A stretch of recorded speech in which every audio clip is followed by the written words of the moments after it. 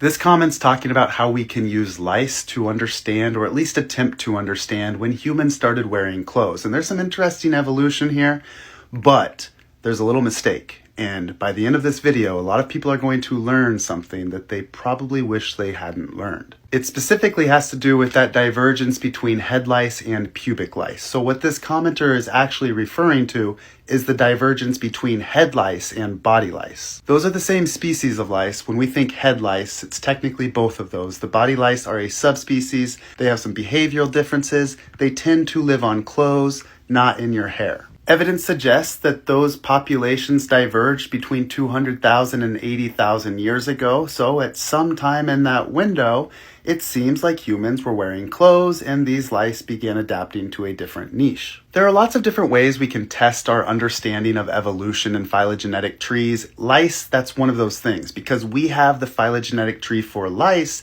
and lice have evolved over time alongside their hosts. So we can compare the evolution of lice to their hosts. We can see that at times they swap hosts. We think our lice actually came from birds. And when I say our, I don't mean human lice technically, I mean mammal lice.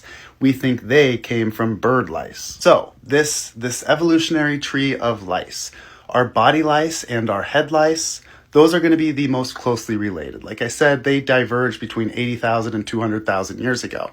And then we have our lice and we have chimp lice, which is weird, right? Because pubic lice is something different.